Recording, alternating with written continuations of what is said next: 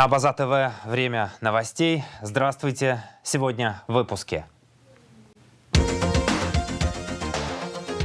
Вопрос собственности объектов Сухумского аэропорта и этапы строительства вызвали разногласия между инвестором и абхазской стороной. Президент Абхазии провел рабочее совещание по актуальным вопросам энергетики и инвестиционной деятельности. АБНО – предтеча Академии наук Абхазии. Международная научная конференция, посвященная столетию образования Абхазского научного общества, состоялась в Абиги. Он всегда в творческом поиске. Юбилейная выставка Нукзара Логуа открылась в Центральном выставочном зале. Начнем с официальной хроники. Президент Абхазии Аслан Бжани провел рабочее совещание по актуальным вопросам энергетики и инвестиционной деятельности на территории республики. Вице-премьер-министр экономики Кристина Азган доложила о результатах переговоров с Министерством энергетики России, которые прошли на прошлой неделе по поручению президента.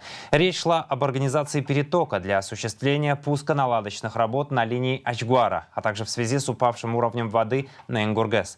По информации Азган, предварительная договоренность о перетоке получена, и в течение дня будет согласован график и сроки, после чего специалисты выйдут для производства работ в Ачгуаре.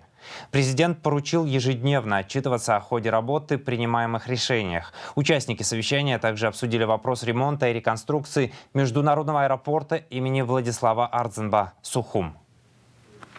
Дня вам известно. Хотел бы, чтобы проинформировали по повестке дня, по первому вопросу о состоянии дел на текущий момент в плане энергообеспечения. На данный момент согласован с российской стороной соответствующее поручение. Вчера вышла, значит, сегодня в течение дня будут проведены консультации по объемам и по времени начала поставок. Чуть позже будет у нас информация, именно в какое время будет обеспечена поставка. Скорее всего, это будет ближе к вечеру. Поэтому в этом вопросе, в принципе, на данный момент все урегулировано. Именно сам объем и графики поставок мы отправляли. Вчера в течение дня согласовывали объем на ноябрь, на конец ноября и на декабрь. О том, какое решение принято, будем именно по объему будем знать сегодня во второй половине дня. Значит, у нас было предложение, наша просьба абхазской стороны была сформулирована по двум периодам. Это период ноябрь-декабрь и период январь-март. Значит, на данный момент, когда мы обсуждали этот вопрос в Москве, речь шла пока о решении вопроса до конца текущего года и, соответственно, соответствующее поручение на начало года. А вот поручение вчера вечером было подписано. Сегодня мы будем детали знать именно по первому кварталу. Хорошо. Что касается работы, которые не выполнены на линии Ачгуара, готовность приступить к этим работам после начала перетока есть?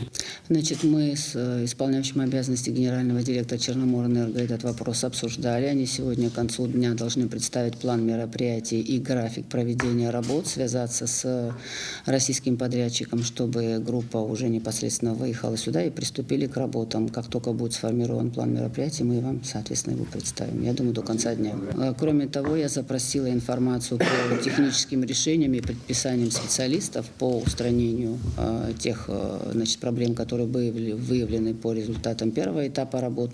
Соответственно, сегодня к концу дня должны быть представлены все эти материалы. Значит, нужно будет разбираться в деталях и вам, и вам. В случае, если один человек по каким-то причинам выбыл, другой должен его заменить на все 100%.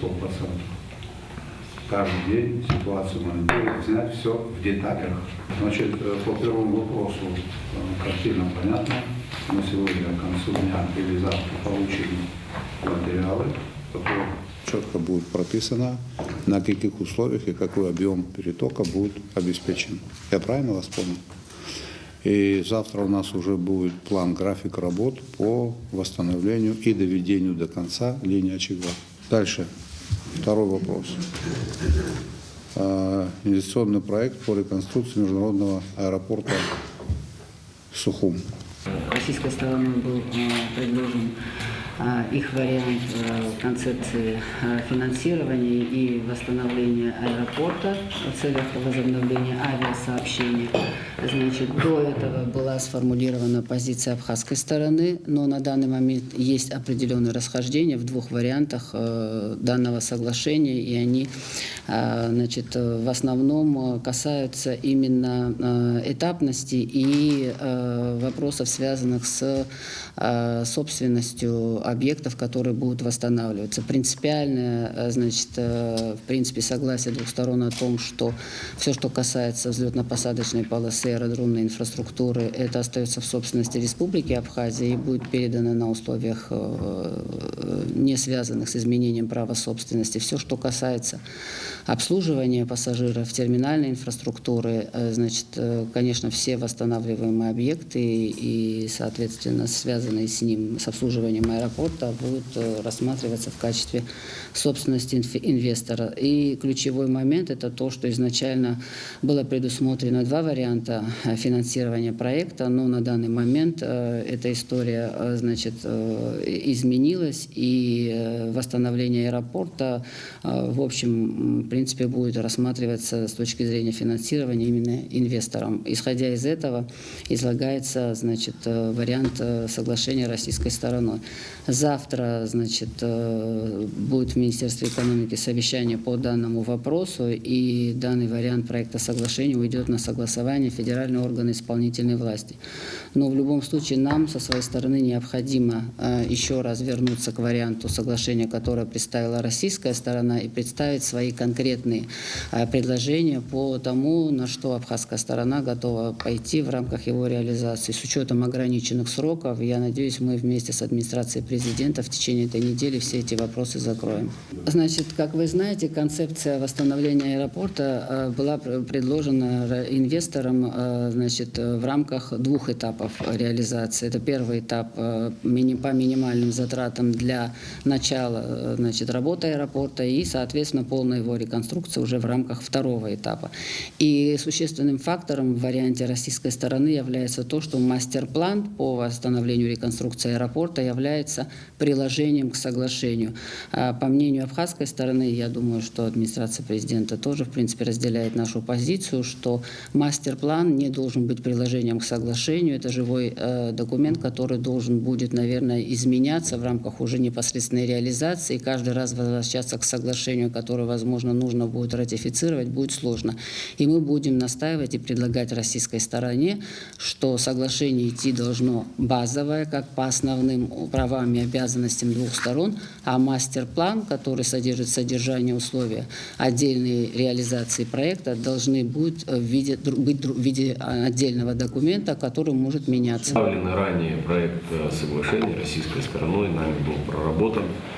В свою очередь, администрацией президента был разработан вариант абхазской стороны. На прошлой неделе у вас был представитель инвестора, который, в принципе, тоже принципиальных различий и принципиальных проблем нерешаемых не озвучил. Мы по вашему поручению договорились о следующем. До пятницы текущей недели наши юристы совместно с представителями Министерства экономики, совместно с представителями Минэкономразвития в рамках созданной рабочей группы в рабочем порядке согласовывают и представляют нам согласованный в рабочем, значит, варианте проект соглашения. Срок установлен до пятницы текущей недели. Они хотят в рамках межправ соглашения все вопросы регулировать? Да, А зачем? Ну вот мы и говорим, что с точки зрения его реализации потом возникнут трудности. Но я почему-то думаю, что в этом вопросе принципиальность не будет правильной, потому что существенно не меняется. Хорошо, понятно. Одна проблема, она понятна. Что касается прав собственности, в чем разность подходов? Там разности нет, нам надо четко определить, что все, что касается взлетно-посадочной полосы и аэродромной инфраструктуры в однозначном порядке остается в собственности Республики Абхазия. Все, что касается другой части обслуживания, соответственно, в рамках полномочий инвестора. А это мы давно уже определили. Ну, с учетом финансирования, с учетом того, что инвестор все финансирует, тут нужно будет юридические моменты еще отразить. Мы как раз с утра еще и с юристами администрации это обсуждали. Понятно. Времени мало. Это вопрос носит принципиальный характер. В пятницу мы должны выйти на то соглашение, которое будет подписано. Как мы и договаривались. Вот есть наша версия, она должна быть юридически выверенная, она должна быть справедливая, она должна учитывать интерес инвестора и интерес нашей республики. И на этом останавливаемся. Это будет без конца переписка, перекладывание документов и так далее. Инвестиционный час будет проходить в администрации президента раз в месяц, заявил Аслан Бжани. На нем будут подробно разбирать каждый случай и приглашать представителей инвесторов. Глава государства поручил премьер-министру Александру Анкваб взять ситуацию по реализации инвестпроектов под особый контроль. Значит, кроме тех проектов, которые находятся в списке преференциальных, вот эти вот крупные инвесторы, которые у нас планируют осуществление проектов, начиная от Москва-Резорт, Астамур Эко, Белорусы, Сеченава, значит, и ряд других, Шувалов строит. Необходимо, чтобы этот вопрос был на контроле у правительства. Мы должны проводить единую политику по отношению к ним, оказывать им всемирную поддержку. В связи с этим мы должны иметь документы, которые отражают начало работ, графики выполнения работ. И в месяц один раз будем проводить совещание. Этот вопрос будет ставиться таким образом. Инвестиционный час. Потом будем нарастать. Надеюсь, у нас дела будут лучше, чем сейчас. Обороты, появятся другие инвесторы. Будут на этих совещаниях присутствовать представители инвесторов. И в месяц раз у нас будет инвестиционный час, его проводить буду я, чтобы мы знали, как обстоят дела на каждом объекте. Если есть проблемы, которые связаны с невыполнением обязательств с абхазской стороны, чтобы мы были готовы к решению этих проблем. Если есть проблемы, связанные с тем, что обязательства не выполняет инвестор, чтобы мы его предупреждали. Инвестор по-хорошему должен чувствовать наши объятия и дыхание. У нас большой опыт, когда мы подписываем документы, отдаем объекты и десятилетиями не видим ни инвестора, никого. 20-летиями. Уже будет четверть века, да? Скоро будет полвека. Если так все будет продолжаться, все это будет стоять, зарастать бурьяном. Мы с вами так не договаривались. Договаривались по-другому. Поэтому на каких условиях они работают, как они выполняют свои обязательства, чем мы можем им помочь, и что нужно сделать для того, чтобы все наши договоренности выполнялись в срок. Между тем, Государственная Дума России ратифицировала соглашение с Республикой Абхазия о госпрограмме социально-экономического развития на 2022-2025 годы. Документ определяет порядок и условия софинансирования России мероприятий по госпрограмме, а также меры контроля и ответственности за недостижение ключевых целевых показателей. Россия планирует увеличить финансовую поддержку Абхазии на 410 миллионов рублей в 2022 году, на 401,5 миллион рублей в 2023. Вы уже слышали, на ратификацию в Государственную Думу, Федеральное собрание, правительство Российской Федерации внесло соглашение между Российской Федерацией и Республикой Абхазия о содействии реализации государственной программы социально-экономического развития Республики Абхазия на 2022-2025 годы. Соглашение является единым унифицированным межгосударственным соглашением, заменяющим сразу как минимум 4 двусторонних международных договора, регулирующим вопросы оказания финансовой помощи по реализации этой государственной программы развития, по поддержке отраслей экономики Абхазии, по развитию системы кредитования Абхазии, по созданию системы налогового администрирования в Абхазии, по финансированию, хочу на это обратить внимание, социальных расходных обязательств. Подавляющее большинство взрослых жителей Абхазии являются одновременно гражданами Российской Федерации, это не является никаким секретом. И мы оказываем помощь в том, чтобы поддержать жизненный уровень ветеранов, инвалидов, пенсионеров, в данном случае социальных работников, к которым относятся и врачи, и учителя, и другие категории социальных работников. Депутату парламента первого созыва Альфреду Леонидовичу Какуеву 30 ноября исполняется 88 лет. Указом президента Аслана Бжани 14 ноября Альфред Какуев награжден орденом Акзапша третьей степени. Поздравить коллегу от имени депутатов первого созыва и вручить ему орден Акзапша третьей степени в город Вязьму Смоленской области, где в настоящее время живет Альфред Леонидович, поехал Леонид Лакербая. В парламенте Абхазии состоялось расширенное заседание Комитета Народного собрания по бюджету, кредитным организациям, налогам и финансам. Рассмотрены законопроекты о бюджете Пенсионного фонда Республики Абхазия на 2023 год, а также о бюджете фонда репатриации, о бюджете Государственного внебюджетного фонда инвалидов Отечественной войны народа Абхазии, о бюджете Дорожного фонда, о бюджете фонда обязательного медицинского страхования, о бюджете фонда социального страхования и охраны труда Республики Абхазия на 2023 год. По итогам обсуждения комитетом принято решение вынести данные законопроекты на очередное заседание сессии Народного собрания для принятия их в первом чтении. Минздрав сообщает, министр здравоохранения Эдуард Будба посетил Центральную районную больницу Гулрыпша и Центральный военный госпиталь Министерства обороны. Работу медучреждений показали главврачи Гурам Шоуа и Аляс Джинджоли. Эдуард Будба осмотрел хирургическое отделение, отделение анестезиологии и реаниматологии, кабинет рентгенографии, а также проверил условия содержания заключенных под стражу в специальном отделении. Аляс Джинджоли рассказал, что собственными силами с помощью поддержки благотворителей удалось отремонтировать хирургическое отделение и операционный блок. Там провели капитальный ремонт, заменили окна, двери, электропроводку, привели в порядок стены и потолок. Минздрав передал медучреждению большой операционный набор, коагуляторы, операционные лампы и стол, а также рентгенаппарат и автоклав.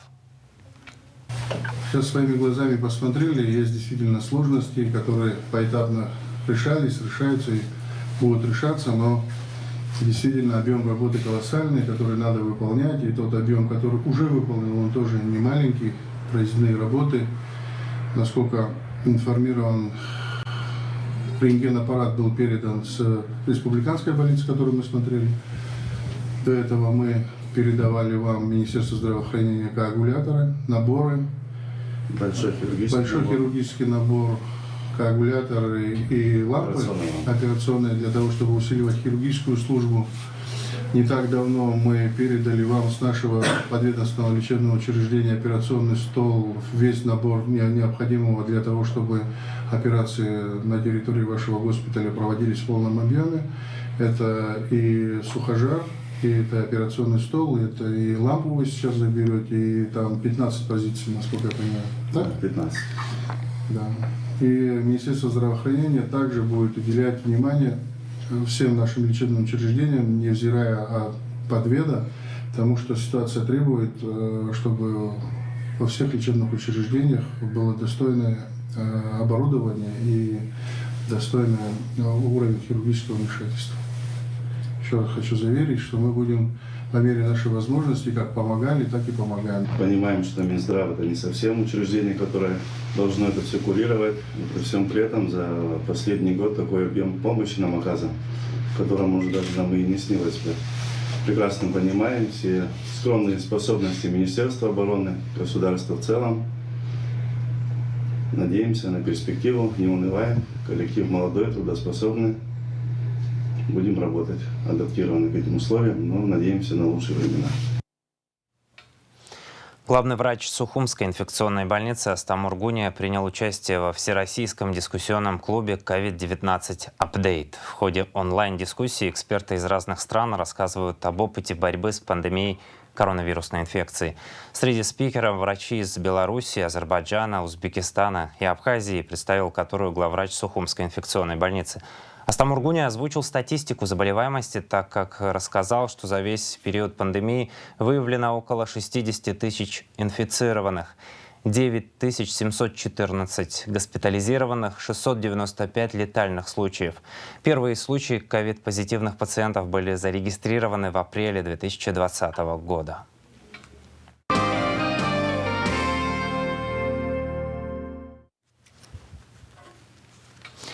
Критическому подходу к историческим источникам посвящен очередной выпуск проекта «Ахшиуцара» на Абаза ТВ. Экспертами выступают известные абхазские общественные деятели, историки, журналисты, писатели. Третий выпуск с историком и политологом, помощником первого президента Абхазии Владислава Ардзинба по политическим вопросам Астамуром Тане.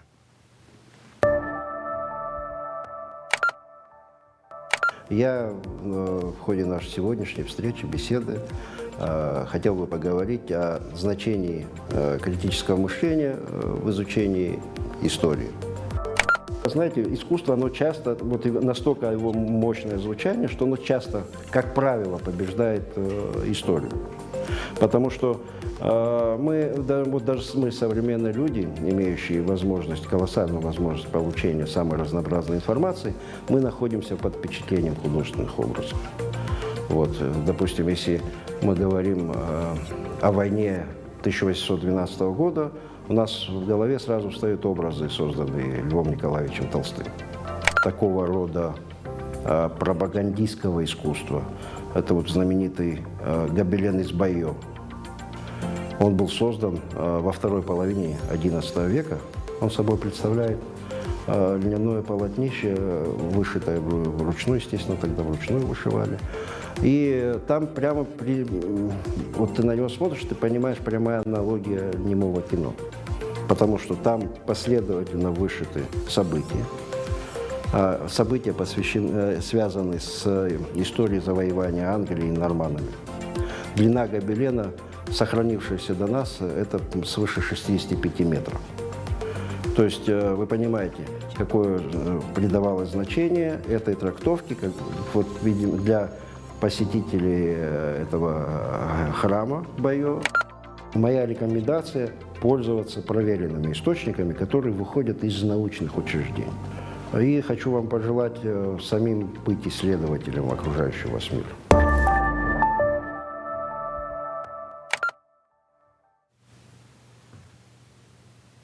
Третий выпуск проекта «Ахшиуцара» смотрите в нашем эфире после новостей.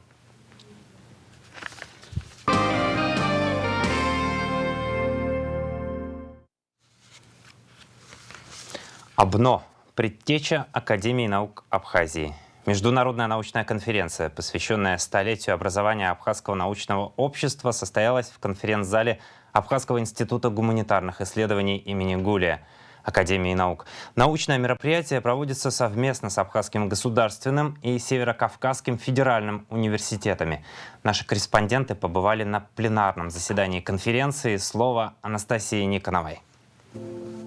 До революции 1917 года в Абхазии не было ни одного научного учреждения. 6 августа 1922 года ситуация изменилась. На базе существовавшего до революции Сухумского общества сельского хозяйства было создано Абхазское научное общество, объединившее весь научный мир Абхазии. В 2022 году исполнилось 100 лет со дня этого важного события. Абхазский институт гуманитарных исследований провел международную научную конференцию «АБНО. Предтеча Академии наук Абхазии». По инициативе руководителя Абхазии Нестора Аполлоновича Лакоба создано Абхазское научное общество, и было выделено несколько кабинетов, и работали до 1924 года. С 1924 года перешли в здание нынешнего Абхазского государственного музея. То есть было за несколько месяцев до образования СССР Абхазское научное общество. Первым председателем был Генрих Фальбург, а с января 1923 года его сменил Герман Бараш. В состав президиума АБНО входили тогдашние руководители СССР Абхазии, глава правительства Нестор Лакоба, Николай Киртава, Самсон Картозия, Самсон Чанба, Андрей Чочва, Дмитрий Гуля, Дмитрий Аланя и другие. Это говорит о большом значении, которое придавалось работе АБНО со стороны правительства СССР Абхазии. Абхазское научное общество издавало свои известия, труды, бюллетень, журнал «Субтропики», занималась изучением флоры и фауны, вопросами сельского хозяйства, историей, археологией, этнологией страны. По инициативе ОБНО проводились научные мероприятия, среди которых особо следует выделить созданный в 1924 году в Сухуми очень представительно первый съезд краеведов Черноморского побережья и Западного Кавказа. Со столетием ОБНО поздравительные адреса прозвучали от имени спикера Народного собрания Лаши Ашуба, ректора Абхазского госуниверситета Олега Гварамия и президента Анна Зурава Джапо. После поздравительного блока приступили к докладам. Первым выступил кандидат исторических наук Станислав Лакоба, который рассказал о взлете, археологической переписке, репрессиях и разгроме ОБНО. Герман Барач был энергичным руководителем ОБНО, который организационно укрепил общество, сплотил творческий, интеллектуальный потенциал многонациональной Абхазии и вывел научную работу на всесоюзный и международный уровень. Достаточно взглянуть на хронику ОБНО, доклады, лекции, сообщения, заседания, экспедиции, экскурсии. Особо заботливое отношение было к музею и библиотеке, которая осуществляла обмен изданиями с научными учреждениями СССР, Америки и Германии. Общество состояло из 4 секций – технической, сельскохозяйственной, медицинской, географической и этнографической. А в 1925 году добавилась секция абхазоведения. Особо следует сказать о том, что решением Совнаркома в 1923 году ОБНО был выделен большой участок земли, предоставленное оборудование, денежные субсидии. В структуре ОБНО были президиум, совет ОБНО, ученый совет, ревизионная комиссия. Интересно привести имена людей, которые составляли ядро организации. Так, 28 июня 1925 года состоялось годичное общее собрание общества. В прежнем составе переизбран его президиум: Барач, председатель, Козлов, зампредседатель, Малеев, ученый-секретарь. Членами Совета ОБНО были избраны Лакоба, Чанба, Алания, Чочуа, Пасария, Захаровский, Какуба, Карташов, Стражев, Мейрович, кандидаты в члены Совета Евдокимов, Рябов, Сильченко, Юшкин, ревизионная комиссия Гранделевский, Гюлязизов, Добрынин, Голошевский, Пайтаков. ОБНО к 1924 году установила обширные научные связи в СССР, Европе и Америке. К этому времени в научном учреждении развернулось музейное дело, отметил Станислав Лакоба. По словам ученого, музей расширялся и пополнялся новыми этнографическими и археологическими материалами. Словом, до 1931 года ОБНО работала в полную меру. Но в этом году научная организация и ее сотрудники подверглись репрессиям. И после ликвидации СССР Абхазии ОБНО прекратило свое существование по политическим соображениям. Долгое время само это название было под запретом. Бурная научная общественная деятельность ОБНО и музея, который возглавлял до лета 1931 года Герман Барач, интеллектуальный научный потенциал кадров, высокий уровень исследований стали разрушать и беспокоить некоторых функционеров, особенно в Тифлисе, где председатель ГПУ Лаврентий Берия пристально и ревностно наблюдал за высоким всесоюзным зарубежным авторитетом ОБНО, укреплявшим позиции Абхазской республики. В этой связи, думаю, интересны будут некоторые выдержки из писем. Из письма Барача Стражева 22 сентября 1930 года. «Мечтаю о следующем лете, авось доживем». Однако следующим летом 1931 года Барач был арестован вместе с археологом Михаилом Иващенко. Из письма Барача Стражева 22 февраля 1931 года. «Живем мы здесь на общих основаниях, хорошо, следовательно. При наркомате просвещения работает комиссия по чистке, собирает пока материалы. А скоро и самая чистка начнется. Горим энтузиазмом». Интересно, что письмо написано Барачом в самый разгар политических событий в Абхазии, в дни, когда СССР Абхазия была преобразована в автономную республику, включена 19 февраля 1931 года в состав Грузинской ССР. А с 18 по 26 февраля проходил многодневный Дурипский сход. Однако эти события автор обходит молчанием, но упоминает о готовящейся политической чистке кадров. Далее с докладом выступил кандидат философских наук Олег Доменя. Тема «Зачем нам национальная история?». Доклад состоит из размышлений о смысле и ценности абхазской истории. Опыт и история учат, что народы и правительства никогда ничему не научились из истории и не действовали согласно поучениям, которые можно было извлечь из нее. А еще чуть раньше другой не менее известный классик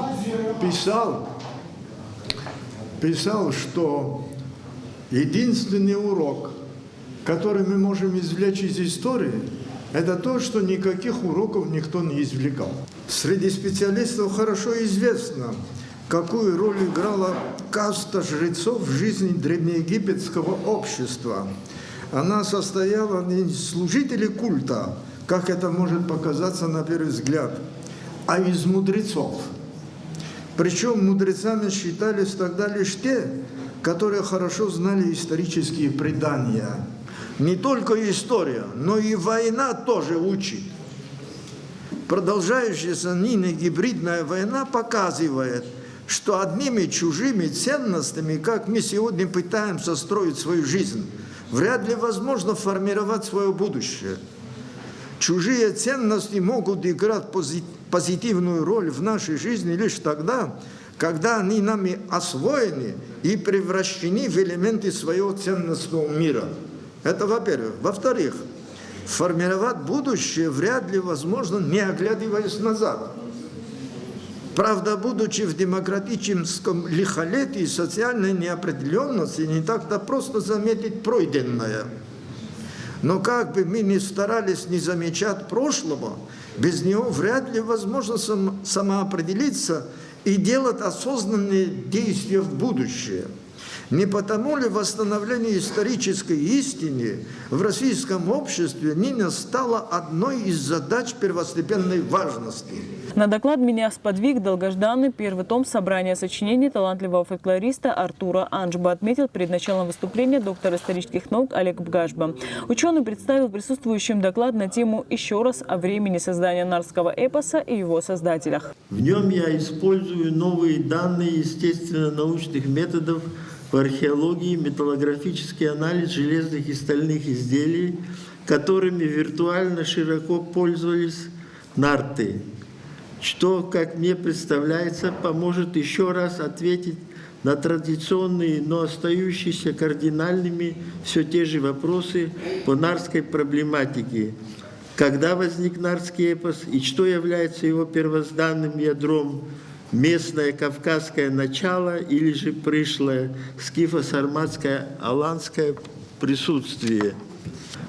На раннем этапе Железного века, то есть еще в доклассовом обществе, кузнец был не только одновременно металлургом, вообще являлся первым ремесленником общины. Так, например, вековечный кователь Илмаринен из Калевалы был плотником, кораблестроителем, ювелиром, сапожником, портным и универсальным кузнецом.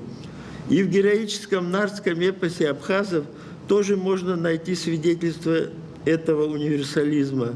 Только молотом с помощью айнары и жи удается для сатаней Гуаше высечь из скалы камня зародыш сосрыку, а затем закалить новорожденного. В другом случае кузнец Айнар спасает раненого в голову Хважарпыса, наложив на поврежденное место медные пластины. Сугубо только металлургией не могли заниматься даже халибы из Хила в VI веке, потомки древних хатов. Это наших родственников по языку. Судя по самим текстам эпоса, нарты явно жили в Железном веке. Также в рамках международной конференции, посвященной столетию АБНО, выступили кандидат исторических наук Сослан Салагая, доктор экономических наук Кама Гоге и российские ученые Марина Колесникова и Людмила Ермоленко. Анастасия Никонова, Сосрапал Бухава, Абаза ТВ. В рамках программы развития сельского хозяйства Сухумского района на 2022 год отобрано 12 проектов. В 2022, как и в прошлом, сообщает ОПСНПресс, администрация Сухумского района реализует целевую программу по развитию сельского хозяйства. Комиссия отобрала 12 проектов на общую сумму в 3 миллиона 452 тысячи рублей. 11 из них направлены на закладку многолетних насаждений. Один проект на посадку картофеля и займут более 9,7 гектаров земли. Источником финансирования проектов являются бюджетные средства района, заложенные на развитие сельского хозяйства. Около 20 тысяч тонн мандаринов планируют собрать в Углурыбском районе. Это в 2 раза больше, чем в 2021. Как рассказал «Спутник», начальник управления сельского хозяйства Рафик Григорян, качество мандаринов в этом году хорошее, но есть проблема с реализацией. В этом году пока есть проблема со спросом. Посмотрим, как дальше пойдет. Сезон только начался, сбор идет. Дней через 10-15 пойдет активная реализация. Будут покупатели, подчеркнул он. По словам Григоряна, в районе 3 крупных хозяйства, а также множество мелких. В совокупности более 1000 гектаров земли заняты цитрусовыми. Причем 99% из них засажены мандаринами. Безопасность на АЗС, безопасность жизни людей. Ликвидацией чрезвычайной ситуации на территории заправки «Подорожник» компания «Апсны Ойл» занималась сегодня Чимчирское отделение МЧС Абхазии. Правда, происшествие было учебным. Никто не пострадал, ничего не сгорело, спасатели получили грамоты, а сотрудники «Подорожника» убедились, что находятся под надежной защитой. Наши корреспонденты стали свидетелями вымышленного ЧП. Подробности у Марианны Котовой.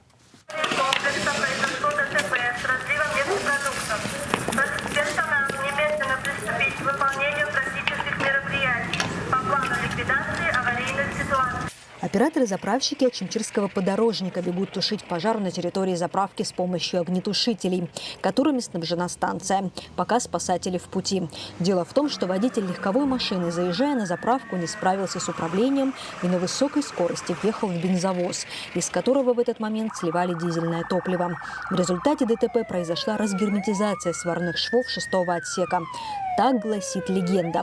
Нефтепродукты разлились по площадке, а из-под капота легковой машины виднеются языки пламени. Существует угроза взрыва. Есть пострадавшие. Водитель автомобиля без сознания, зажат деформированными конструкциями салона.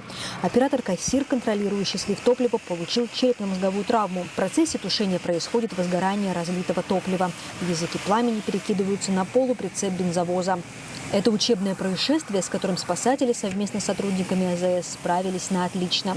Так завершился первый эпизод учений. Мы имели возможность наблюдать, как отрабатывались навыки, приобретенные в ходе занятий, взаимодействие между персоналом нашей станции «Подорожник» и отделом пожарно-спасательной части Чимчирского района. Во втором эпизоде учений ЧП происходит не на территории автозаправочной станции, а на трассе рядом с АЗС. По легенде, напротив заправки сталкиваются 2 автомобиля и загораются. Водитель одной из машин без сознания. Он зажат деформированными конструкциями салона. Пассажир второго транспортного средства не пострадал. На место происшествия прибыли пожарные и спасательные формирования МЧС. Проводится деблокирование металлических конструкций транспортных средств. Пострадавших увозит скорая помощь. Пожарные расчеты тушат и охлаждают горящие машины водой и пеной. По словам начальника службы безопасности Апсны Ойл, подобные ситуации уже происходили и не исключены в будущем, поэтому весь персонал заправочной станции должен быть готов участвовать в ликвидации ЧП. Во-первых, какая-то текучка, она всегда имеет место быть, да? И, соответственно, появляются какие-то, новшества в технике, в каких-то новых технологий и так далее. Поэтому все время, нужно проводить эти тренинги. Я считаю, это очень крайне важным. Сценарий обоих происшествий писал Эдуард Чепнян, главный специалист промышленной безопасности и охраны труда ООО «Апсны Ойл». По его словам, такие происшествия наиболее вероятны, и поэтому персонал должен иметь навыки борьбы с пожаром и помощи пострадавшим людям. В реальности такие сценарии наиболее возможны, поэтому были выбраны именно такого рода сценарии: ДТП на площадке слива бензовоза и ДТП на въезде в автозаправочный комплекс. Ежеквартально проводим учения. Работники общества получили в целом хорошие навыки по использованию аварийно-спасательных работ и использованию первичных средств пожаротушения. Спасатели, участвовавшие в учениях, получили грамоты и благодарность от руководства Апснеойл. Им не впервой бороться с огнем на транспортных средствах, но опыт не отменяет учений, так как работа должна быть слаженной, в том числе и с сотрудниками АЗС. По словам начальника пожарно-спасательной части Ачимчирского района Мурмана-Пачулия, личный состав справился сегодня на отлично. Ребята, я доволен. И сегодня вы представьте этот сегодня как учение. А такое может быть и на самом деле в реале. Это никто не застрахован от этого. И должны мы вот так совместно такие учения, не только с этой компанией, со всеми объектами. Есть у нас и крупные объекты, и пожароопасные, и взрывоопасные. Но у нас проводятся такие учения, занятия. Кроме учений, занятия у нас бывают. Безопасность на АЗС – это в первую очередь безопасность жизни людей. ЧП на объекте такого рода может повлечь множество жертв. Поэтому регулярные учения и слаживание действий сотрудников подорожника со спасателями на всех автозаправочных станциях у Апснеойл рутина, через которую в обязательном порядке проходят все работники компании. Марьяна Котова, Абаза ТВ.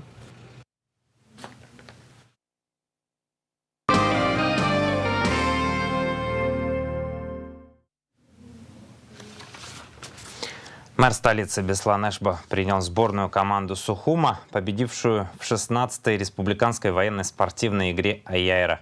Сборная состояла из учеников 10-11 классов разных столичных школ, заняла первое место. Тему продолжит репортаж пресс-службы администрации столицы. Сборная команда города Сухум, состоявшая из учеников 10-11 классов разных столичных школ, заняла первое место в 16-й республиканской военно-спортивной игре «Аяйра». Она проходила с 31 октября по 4 ноября. Глава Сухума Беслан Эшба встретился с победителями и их наставниками. Он поблагодарил участников игры за отличные показатели и, напутствуя школьников, отметил, что их результат – пример для молодежи. Ваш пример, конечно, для нашей молодежи очень значимый.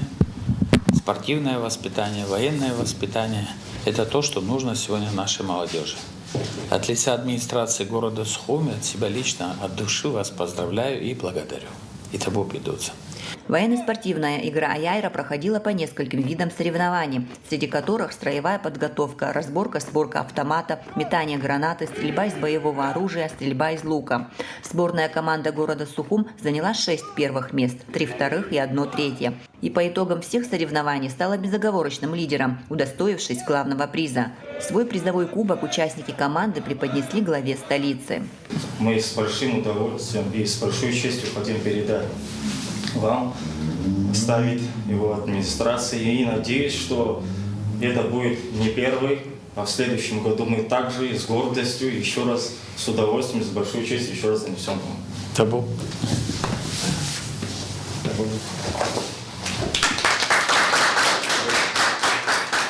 Командир сборной команды города Сухум Даниил Хурхумал, который и передал кубок мэру, рассказал, что после окончания школы собирается поступать в военную академию. И участие в военно-спортивной игре для него хорошая физподготовка. Возможно, самое сложное лично было для меня – это метание гранаты, потому что это немного сложно, когда соперники тоже очень сильные, подготовленные. Ну, как видите, мы сегодня принесли кубок, и у нас все благополучно. Я хочу себя проявить в военном деле, поэтому я решил поступить на военное в Москву. Глава столичной администрации вручил всем участникам сборной памятные монеты «Апсары» с изображением абхазских военачальников Сергея Тбар и Султана Сосналиева. В первую очередь хочу сказать огромное спасибо вам всем за такую поддержку. С самого начала мы все видели, мы все прекрасно, каждый из нас понимает. Вы и физически, и материально, и морально всем нам помогали, поддерживали нас. Спасибо огромное всем, кто нас готовил, кто стоял рядом. От лица всех. Спасибо. Мы вас еще раз благодарим и хочу еще раз повторить о том, что ваш пример для нашей молодежи очень показателен. Будьте здоровы, будьте патриотичны, будьте всегда в хорошей спортивной форме. Спасибо, Беслан Федорович. Команда Сухума стала лучшей среди 8 команд из районов республики, принимавших участие в военно-спортивной игре. Такой результат стал возможен благодаря преподавателям и военрукам, подготовивших ребят по игровым дисциплинам, сказал главный специалист управления образования Руслан Квициня. Подобные мероприятия, они, во-первых, повышают престиж к военной службе. Это самое главное, одно из направлений военно-патриотических воспитаний, которое должно проводиться среди подрастающего поколения. Соревнования школьников в рамках игры Аяйра проходили в Сухумском лицее-интернате и на базе 7-го артиллерийского полка Министерства обороны Абхазии при поддержке Министерства просвещения и языковой политики. Амрамич Балексия Гухава, пресс-служба администрации города Сухум. Со школьниками из Абхазии, прошедшими вступительные испытания и приглашенными принять участие в телевизионной гуманитарной олимпиаде школьников «Умницы и умники» встретился советник посольства Абхазии в России Ренат Бения. Напомним, по итогам четвертьфинала телевизионной олимпиады Никита Чкок и Тимур Квернадзе получили медали, орден за правильные ответы. Алиана Айба прошла в полуфинал передачи. Участие ребят в телепередаче «Умницы и умники» организовано при содействии Министерства просвещения и языковой политики. Министерство просвещения и языковой политики Республики и Адыгейский государственный университет объявляют кастинг на уникальный молодежный музыкальный проект России «Музобразие». Реалити, которое пройдет на площадке Адыгейского госуниверситета с 7 по 14 января 2023 года в Майкопе. Заполняй заявку на сайте Музобразия РФ до 10 декабря и становись одним из счастливчиков второго сезона уникального молодежного музыкального проекта.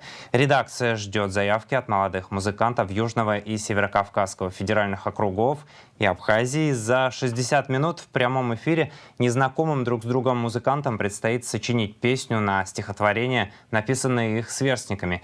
На проекте ждут инструменталистов, вокалистов, аранжировщиков и поэтов от 14 до 24 лет. Опасности онлайн-игр посвящались открытые классные часы, которые провели в средней школе номер 3 имени Воронова сотрудники аппарата уполномоченного по правам ребенка в республике.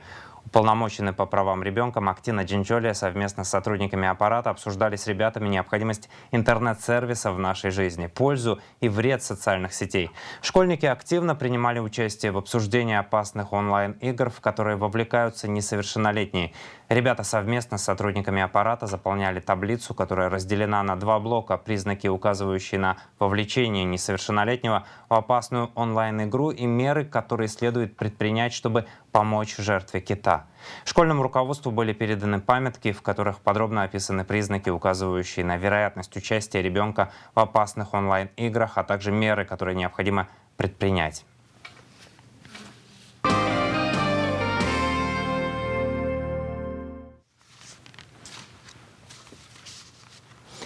Он всегда в творческом поиске. Юбилейная выставка Нукзара Логуа, абхазского художника, скульптора, заслуженного работника культуры и декана факультета Абхазского государственного университета открылась в центральном выставочном зале. 2 зала заполнены знаковыми работами самого Нукзара Логуа, а также его воспитанников, студентов Абхазского госуниверситета. На открытии побывала Надежда Боровикова. Юбилейная выставка абхазского художника, заслуженного работника культуры, декана факультета искусств Абхазского госуниверситета Нукзара Логуа – это картины, скульптуры и 1 костюм, созданный студенткой АГУ по мотивам творчества Нукзара Логуа. Поздравить художника с открытием пришли его многочисленные друзья и коллеги. Открыла экспозицию директор выставочного зала Эльвира Арсалия. В этом году Нукзар Логуа отметил свою юбилейную дату. Для художника юбилейная дата, хотя и условная, но это всегда прекрасная возможность показать срез своего искусства. И сегодняшняя выставка, она дает зрителям не только увидеть те работы, которые мы представляем очень часто на выставках в течение года, но и более масштабно представить работы последних десятилетий и совершенно новые работы, которые созданы прямо в этом году. Нукзар Логуа – выпускник Сухумского художественного училища и Тбилисской государственной академии художеств. Вся его жизнь неразрывно связана не только с творчеством, но и с педагогической деятельностью. В конце 70-х годов Нукзар Логуа открывает в Чулоу детско-художественную студию. Со временем она превращается в детскую художественную школу. А спустя еще какое-то время такие школы усилиями Нукзара Логуа открываются во всех районах Абхазии. Я познакомился тогда, когда он создавал художественные школы в районах Абхазии, в селах, в том числе и в моем родном селе Губ. Прошло время, и когда мы решили создать отделение искусств, у нас не было другого варианта, как мне назначить на эту должность Нукзара. Без работ Нукзара Логуа не обошлась ни одна республиканская выставка Абхазии. Его картины выставлялись в России, Италии и Германии. Многие работы Нукзара Логуа находятся в частных коллекциях по всему миру. Часть хранится в Национальной галерее Абхазии. И многое еще будет написано, потому что художник не останавливает свой творческий поиск. Когда человек занимается творчеством и вот так разнообразно, от души, искренне, и ставя это как основную задачу своей деятельности, но это другой статус, как бы общество тоже развивается. Я его работы много лет уже смотрю, да, вот это желание сломанной формы, оно было. И вот это удивительно, что он вот эту форму нашел, и он вот столько лет он ее развивает. И если посмотришь на работы, то видно, насколько он уже свободен в этом. То есть он уже вот когда ты до такой степени нету страха. То есть я могу так, и я могу и так. Я могу создать плоскость, я могу не создать. И вот сейчас он говорит, мне уже хочется идти без цвета вот такого вот существования, да? То есть это всегда подкупает, когда человек не застывший. То есть я могу вот найти и быть на этом доволен. А здесь идет постоянно творческий процесс, постоянный поиск. Целая стена во втором зале выделена под работы учеников Нукзара Логуа. Среди них 2 картины Анжелы Хаджикян, студентки 6-го курса специальности станковая живопись.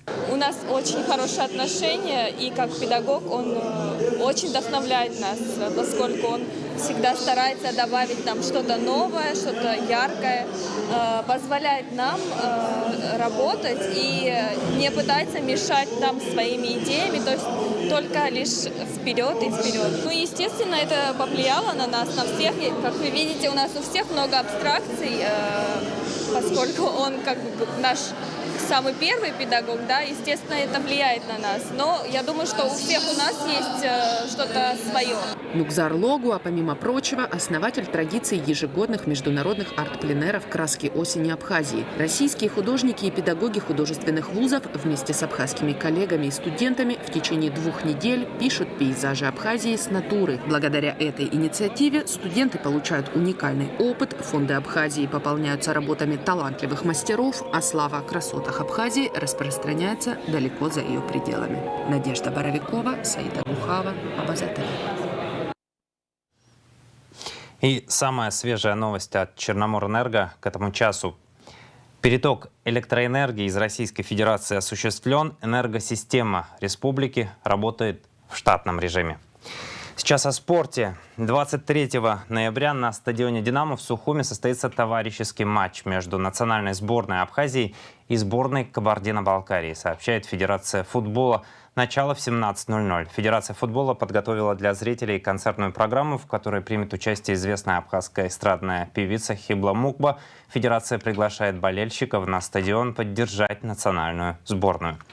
Футболисты команды Абхазского госуниверситета отправились в Ессентуки для участия в заключительном межрегиональном туре 8-го сезона всероссийских соревнований среди студентов по футболу «Национальная студенческая лига», сообщает Госкомспорт. С 22 по 24 ноября абхазская команда сыграет с командами «Ринг», Ростов-на-Дону, КБГУ, Нальчик и Калмгу, Элиста. Сейчас о погоде. В среду, 23 ноября, в республике переменная облачность. Ночью и утром возможен слабый дождь, днем без осадков. Атмосферное давление пониженное, температура воздуха ночью от 8 до 13, днем от 13 до 18 градусов выше нуля. Температура морской воды 16 градусов, волнение морской воды слабое и умеренное.